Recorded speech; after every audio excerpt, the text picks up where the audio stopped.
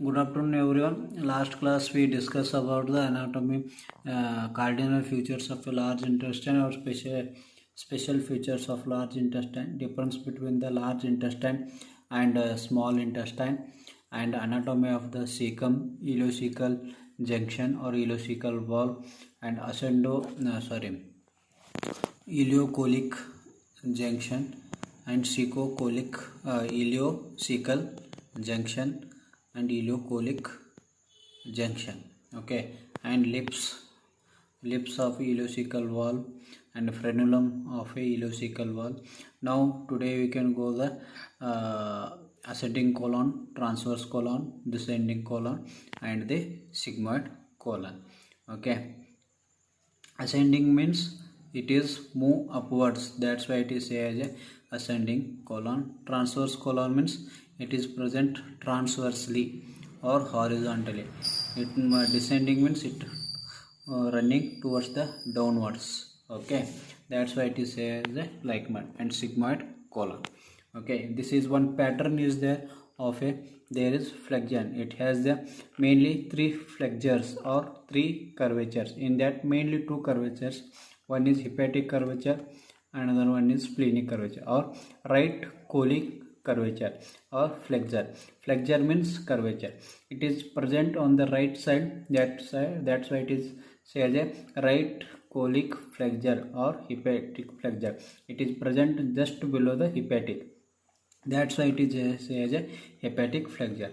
And this is a left colic curvature or left colic flexure, that's why it is present, or it is also say as a splenic flexure. Okay, it is present just below the spleen. Okay, that's why it is say as a splenic flexure, or it is directed towards the spleen and it is directed towards the hepatic, that's why it is say as a hepatic flexure and splenic flexure. Splenic flexure is little bit higher than the right colic flexure or hepatic flexure, because hepatic is a very big organ in the abdomen, because of it acquire the more portion in the right upper quadrant of a abdomen, that's why right colic flexure it is just below the hepatic, that's why it is present below the as compared to below the splenic flexure.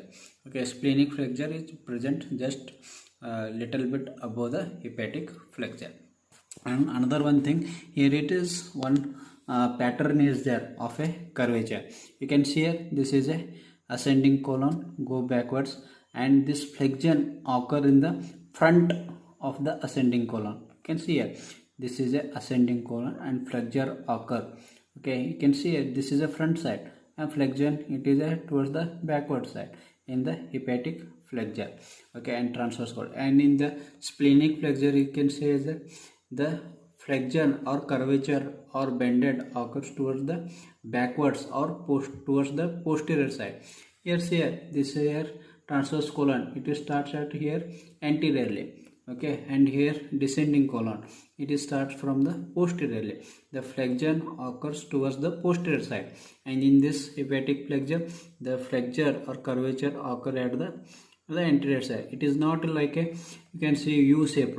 Okay, you can see it is not a, in general you can say it's a U shaped, but it is not actually U shaped. Okay, it has some pattern is there of a flexion. You can see in the next slide. You can go for the next slide. Okay, you can see here in this, it is not a tube like this, what in general you can say as a flexions or curvature. Here is one pattern is there. Okay, you can go, it is ascending colon. Okay, and in front side it is bended. Okay, and in here it is transverse colon and the bend at the posterior side. You can see here in this picture, like this pattern is there. There is one particular pattern is there of a flexion that follows the pattern, not a like that what you say in usual you can do the diagram like a what U shape, not like that flexion is there. There is one pattern is there, ascending colon do go upwards, then it is bended at the forward, or flexure is occur at the forwardly, and transverse colon started and in the splenic flexure, here bending occur posteriorly. Okay, that bended part is present on the posterior side and it comes downwards. Okay, this is one pattern, is it follows that pattern. Okay, you can go for the next slide. Okay, you can see here in this, okay, the hepatic flexure. Okay, this is a hepatic flexure. Okay, this is a splenic flexure. Okay, and this is a sigmoido descending junction, and this is a recto sigmoid junction. There are some flexions are there. Okay, you can see here one is a splenic flexure, another one is a hepatic flexure or right colic flexure or right hepatic flexure, left splenic flexure or left splenic colic flexure, sigmoido descending junction, and rectosigmoid junction. These are some little bit curvatures are there. These are the curvatures of a large intestine. Okay, you can go for the next slide. Okay, in this you can know the how the flexions or how the arrangement of a midgut and hindgut in the at the fetal life. Okay, why it is U-shaped and pouching. I already told cecum is a blind pouch. How the pouching is occur, everything in the fetal life we can see in this video. Okay.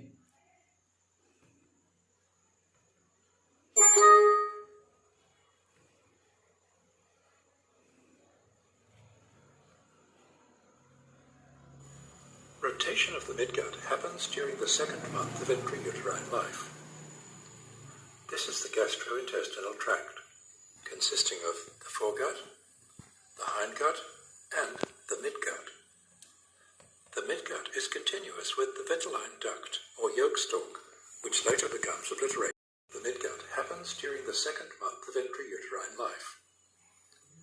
This is the gastrointestinal tract, consisting of the foregut, the hindgut, and the midgut. The midgut is continuous with the vitelline duct, or yolk stalk, which later becomes obliterated. Here's the aorta. Here are the three arteries that supply the GI tract: the celiac for the foregut, the inferior mesenteric for the hindgut, and the superior mesenteric for the midgut.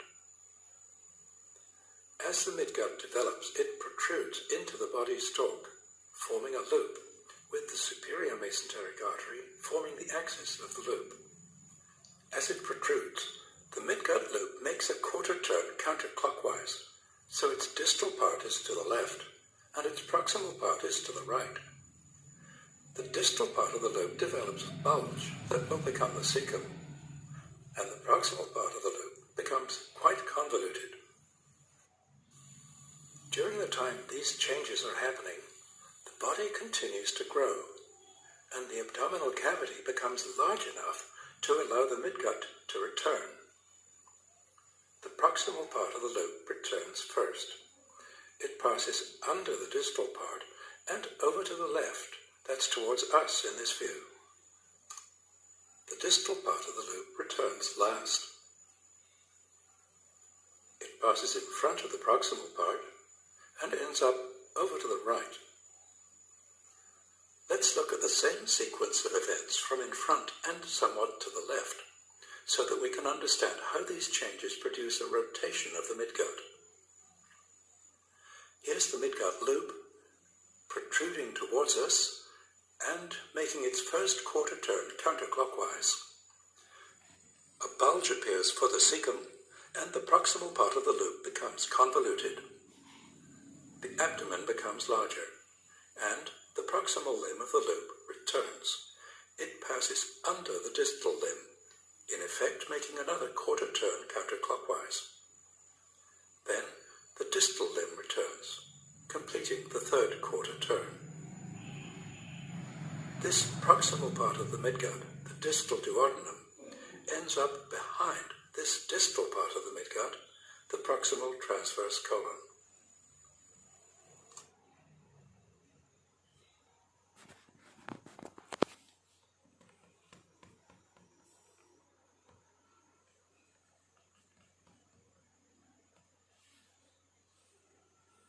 Okay, you can see that how the movement of a or rotation of a your hindgut is occur, how it is arranged the large intestine in the abdomen. You can see in the fetal life, during the fetal life you can see. Okay, now we can go for the anatomy of a ascending colon. Okay, it another one thing, the flexions or these flexures are in between. Okay, hepatic flexure is present in between the ascending colon and transverse colon, and splenic flexure is present between the transverse colon and descending colon. Okay, and it has the some ligaments attachment. The hepatic flexure, it has the hepatocolic ligament, and splenic flexure, it has the splenic splenocolic ligament, renal ligament.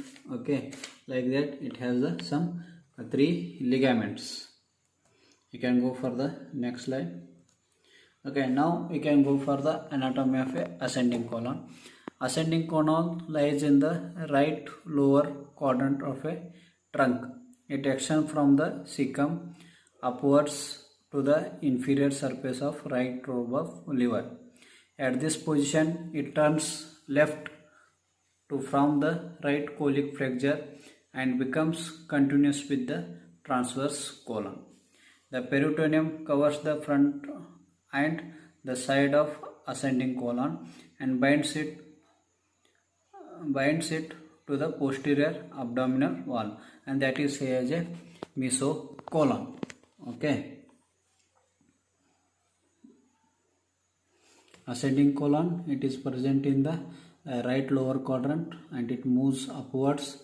Okay, and inferior surface of towards the inferior surface of the right lobe of liver, and at this it is bended towards the left side. Okay, and in front or anteriorly it is bended and continues as a transverse colon. Okay, you can see here in this picture. Okay, this is a hepatic flexure.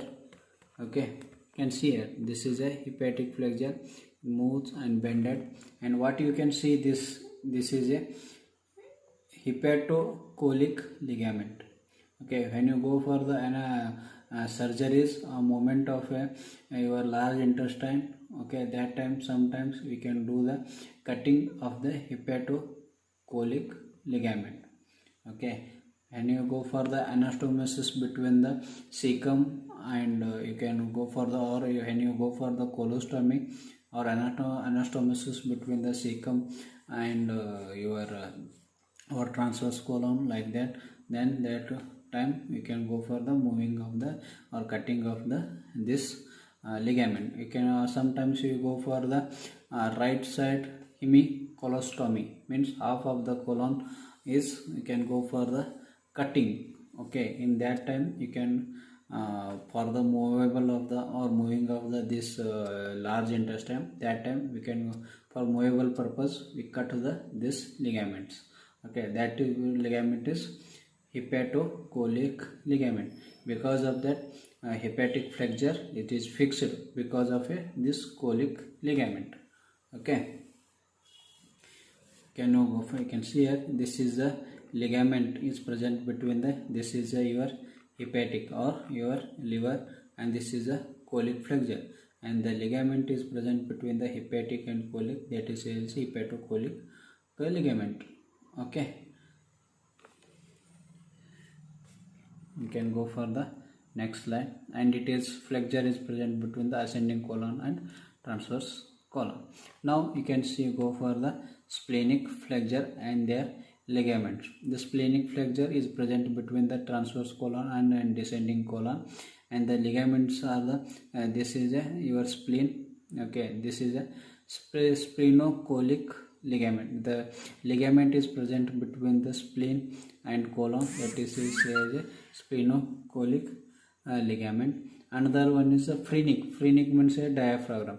The ligament is present in between the diaphragm and the colon. That ligament is said as a phrenic ligament. And ligament is present between the kidney and spleen, okay, and colon. That ligament is as a superior or splenorenal ligament.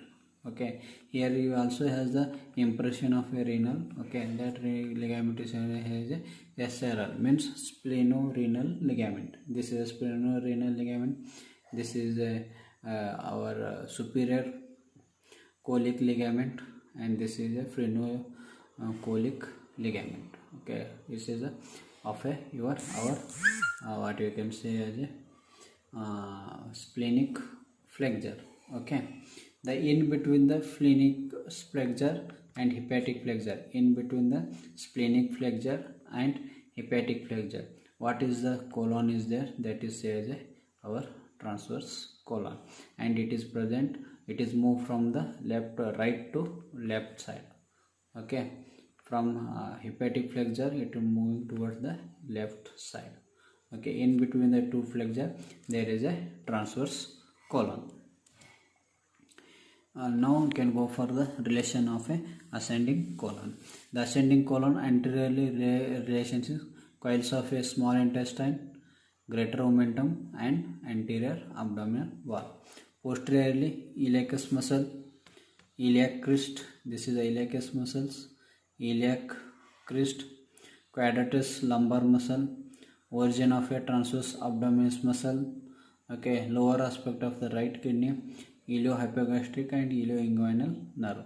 These are present posterior to the ascending colon. Anteriorly abdominal wall, then omentum, then small coils of a small intestine. This is are the present anteriorly. Okay, now blood supply of our ascending colon. The blood supply of the ascending colon, it is completely supplied by the our right what I can say superior mesenteric artery. This is the superior mesenteric artery. It gives the ileocolic artery and right colic artery, and this is a mid colic artery. Okay, mid colic artery. The ascending colon is mainly supplied by the ileocolic artery. This is a branches say as a ileocolic artery, and this is a right colic artery, and these are right colic artery and ileocolic artery are the branches of a superior mesenteric artery. You can see here in this picture easily. Okay, this is a superior mesenteric artery, this is a superior mesenteric artery, and this is a our ileocolic artery. Okay, and this is a right colic artery, and this is a mid colic, this is a mid colic artery. Okay, and these are you can say as a arteria rectals. Okay, or vasa rectals. Okay, arteria rectals, you can, these are long elongated branches of the these arteries or terminal branches of a arteries, you can say as a, okay, these are the can say as a arteries rectals. And veins, now can it is mainly supplied by the ileocolic artery and right colic artery, and venous drainage and the superior mesenteric vein. Okay, the mainly venous drainage by the superior mesenteric vein, and lymphatic drainage, the lymph vessel drain into lymph nodes lying along the course of a blood vessels of a ascending colon. Ultimately the lymph reaches the superior mesenteric lymph nodes. The nerve supply by the sympathetic and parasympathetic nerve supply of a superior mesenteric plexus. This is about our blood supply of a ascending colon. We can go for the next slide. Transverse colon. The transverse colon is present from the right colic flexure to left colic flexure. You can see here like that flexures are present. The right colic flexure is present just below the inferior surface of the liver, and splenic flexure represented just below the spleen. Okay, and these flexures are held by the right flexure is held by the right what you can say hepatocolic ligament, and left by the splenocolic ligament, phreno-colic ligament, and superior splenorenal ligament. Okay, now we can go for the transverse colon. It is present horizontally. Okay, and it is passes from right hypochondric region into the left hypochondric region, extend from right colic flexure to the left colic flexure below the spleen. The left colic flexure is higher and more posterior than the right colic flexure, and it is attached to the diaphragm by the phrenocholic ligament. The transverse colon has its own mesentery known as the transverse mesocolon. Okay, it suspended the transverse colon from the anterior border of the pancreas, and this mesocolon is mainly formed by the what you can say as a pancreas. Okay.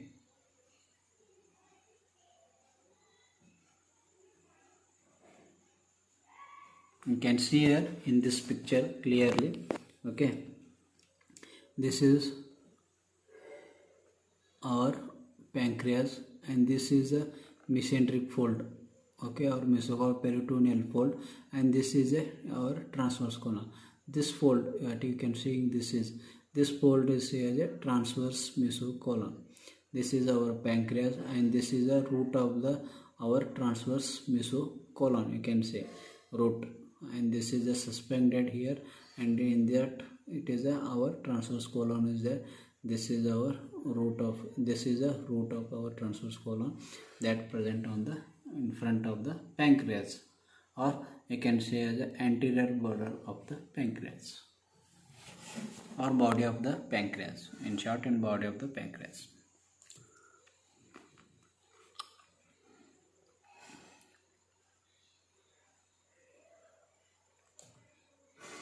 Now we can go for the relations of a transverse colon. Anteriorly present omentum, greater omentum, umbilical and hypogastric region of anterior abdominal wall. Posteriorly descent part of the duodenum, head of the pancreas, and coils of jejunum and ileum. Superior relations, liver, gallbladder, greater curvature of stomach, lower end of the spleen, and inferiorly small intestine. This is our relationship of a transverse colon. Okay, posteriorly descending part of the duodenum. Okay, second part, head of the pancreas, coils of jejunum and ileum. Superiorly liver, gallbladder, okay, greater curvature of stomach and lower end of the omentum. Inferiorly small intestine, and anteriorly omentum and anterior abdominal. In short, in that umbilical and hypogastric region of anterior abdominal wall. You can go for the next slide. In that blood supply, the main it is blood supply by the, it has the both blood supply. In that it has the blood in right half is supplied by the superior mesenteric artery, branches of superior mesenteric artery, and left half is supplied by the inferior mesenteric artery.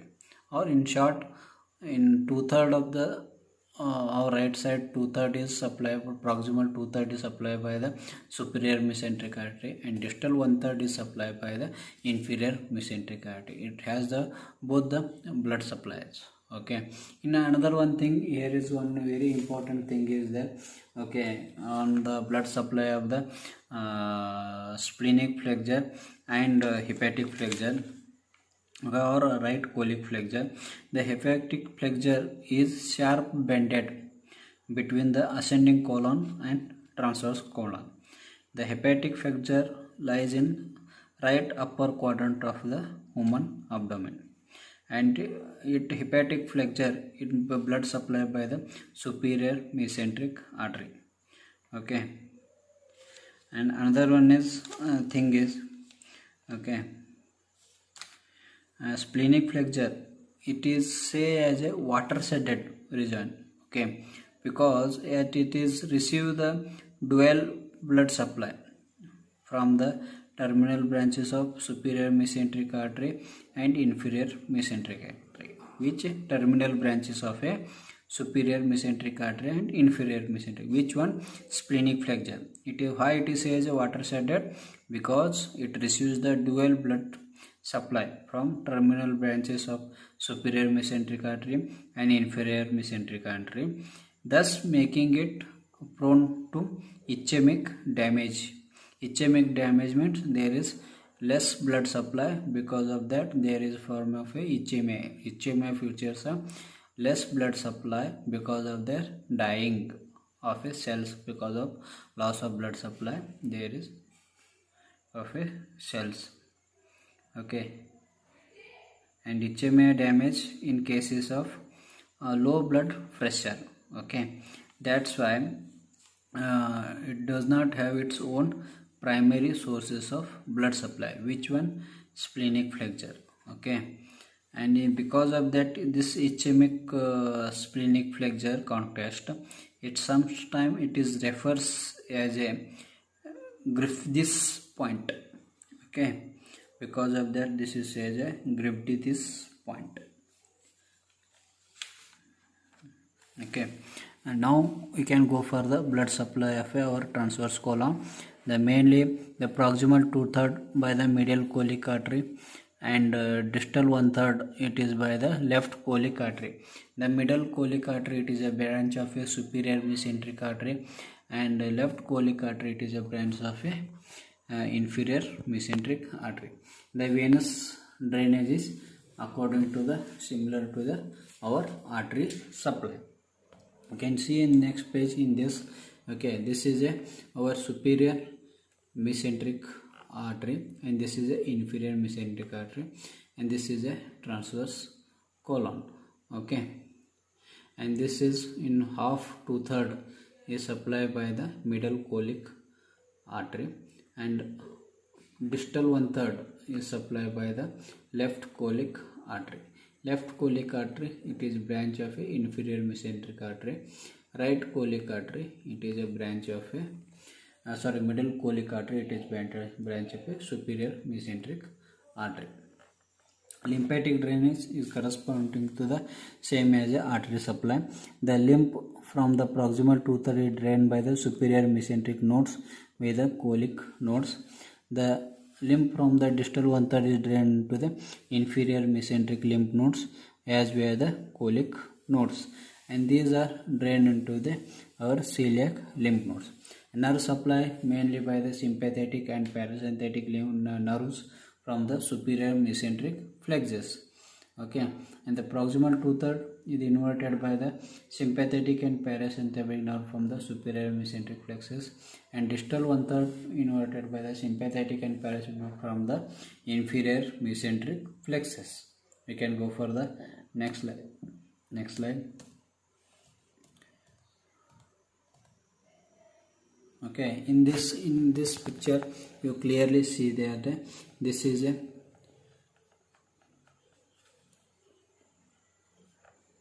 superior mesenteric artery, and this is a middle colic artery, and proximal 2/3. Okay, this up to this proximal 2/3 it is supplied by the middle colic artery, and this is a distal 1/3 is supplied by our inferior mesenteric artery in that left colic artery. This is the left colic artery. It is branch, it has a left side, that is why it is as a left colic artery. There is only one middle colic artery. It is why I say it is middle. Here is a right colic artery, and here is a left colic artery. In between right and left there is another one is artery there, that is a branch of superior mesenteric artery, that is a middle colic artery. That's why it is a left colic artery. And distal 1/3 it is supplied by the left colic artery. It is a branch of a what you can say as a inferior mesenteric artery.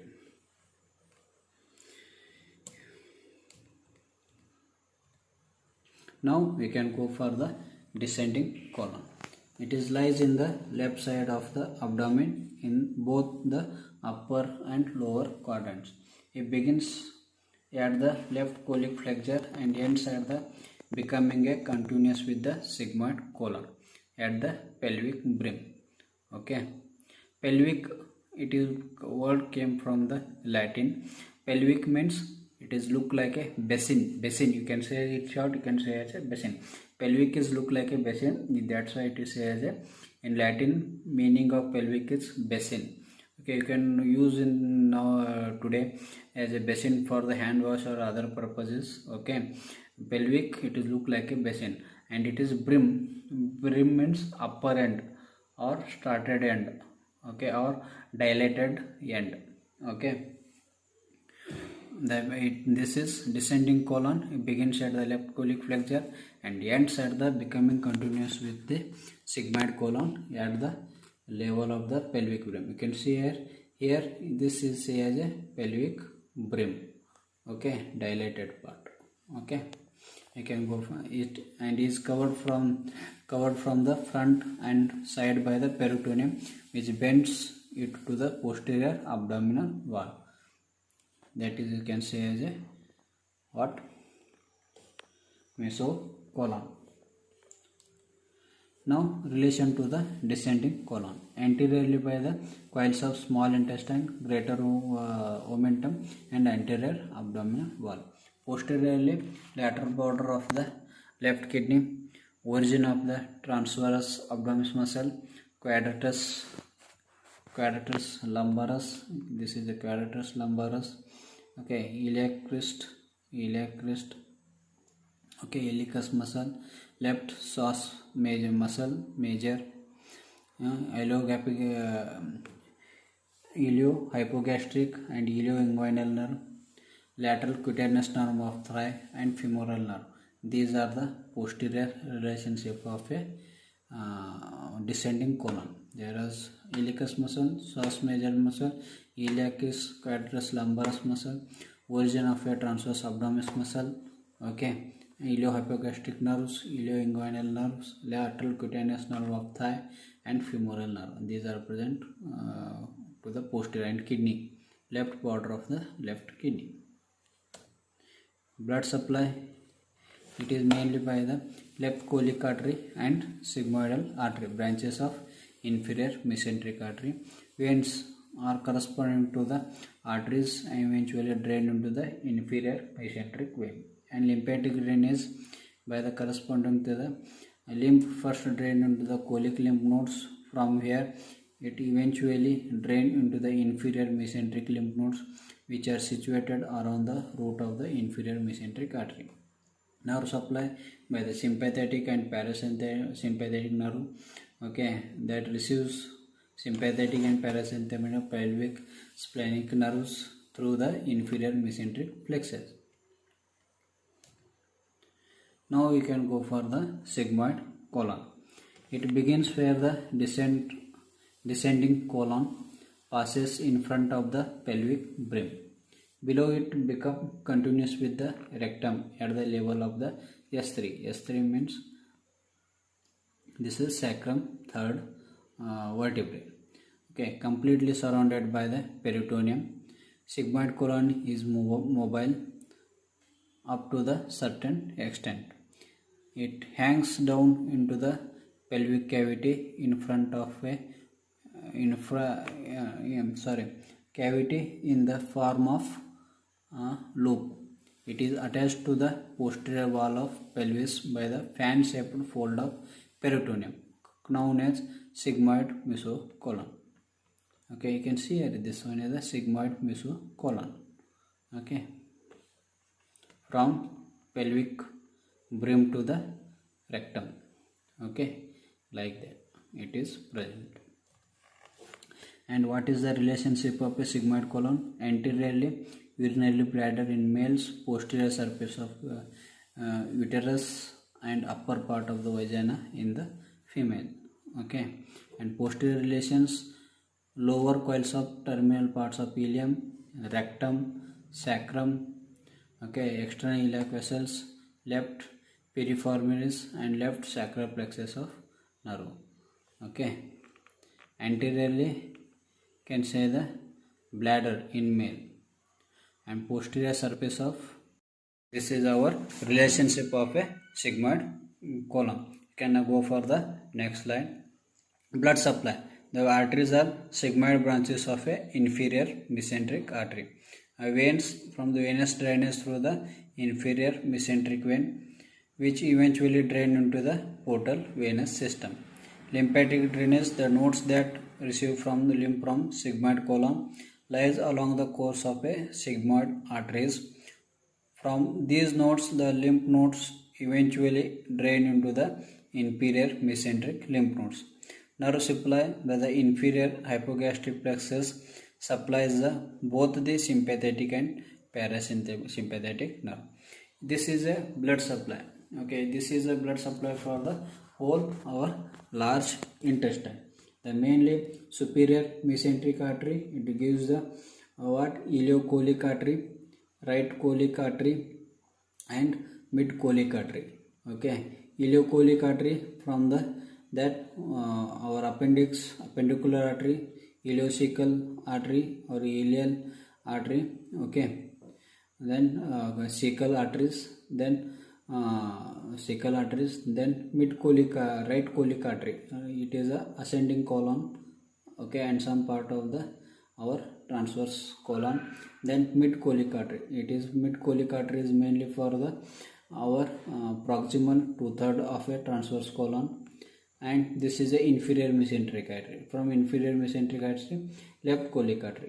Left cholic artery, it is gives a whatever distal 1/3 of our transverse colon. Descending colon, it is mainly by the inferior mesenteric artery. Descending colon, or you can say the distal 1/3 of the transverse colon, descending colon, sigmoid colon, rectum, and inner colon. The whole thing is supplied by the inferior mesenteric artery. And this is the left cholic artery. Then left cholic artery to the sigmoidal branches. Okay, these are all the give the blood supply to our large intestine. Okay, this is our blood supply for the whole our large intestine. Then superior rectal artery, and these are give the blood supply to the rectum and inferior rectal artery. And venous drainage, whole our ascending colon and some part of transverse colon is supplied by the superior mesenteric vein and inferior mesenteric vein from the anal canal, rectum, sigmoid colon, and descending colon are drained by the drained by the inferior mesenteric vein. Both are drained by the portal vein. Okay, this is our venous drainage. This is the inferior vena cava. This is the superior mesenteric vein, and this is the you can say as a inferior mesenteric vein. Okay, and this is the splenic vein, and this is the superior, joined together and forms the portal vein. Okay, this is our venous drainage of our large intestine. Okay, corresponding to the artery, same as a right cholic vein, ileocholic vein. Okay, superior mesenteric vein and right cholic mid cholic vein. Then this is a left cholic vein. This is the sigmoidal veins. This is the rectal vein, superior rectal vein, inferior rectal vein. Okay, and then internal hemorrhoidal plexus, external hemorrhoidal plexus, all are drained into the portal vein. And I will go for the anatomy of a portal vein. That time I will explain. And this is a lymphatic drainage of a whole intestine. These are the appendicular, you can see here, appendicular lymph sorghum. These are the cecal lymph nodes. These are the paracholic lymph nodes, and here it is the superior mesenteric lymph nodes. These are all come under superior mesenteric lymph nodes. You can say para means just lateral or side beside the colon, that is a paracholic lymph nodes. Then these are present in between the mesenteric lymph nodes. Okay, that are say are the intramediate lymph nodes. Okay, this is like that our lymphatic drainage of a large intestine is there. Now sympathetic and parasympathetic nerve supply, and these are the some plexus of the Parasympathetics are motor fibers. Sympathetic are the sympathetic also motor fibers, somatic motor fibers, and sensory fibers. You can see here in these pictures. Okay. Thank you very much. And applied anatomy of a large intestine is hemicolostomy, colostomy, CA of a colon, ululus of a cecum, okay, then ischemia, okay, ulcerative colitis, Crohn's disease, okay, and you can also say as a IBD, inflammatory bowel diseases, okay, these are all. In ulcerative colitis, it is has the what pipe-like structure, okay, perforations, CA of a colon, colostomy, hemicolectomy, right hemicolectomy, left hemicolectomy, okay, these are the some applied anatomy of a large intestine, okay, or tuberculosis, ulcer formations, okay, lower GI bleeds,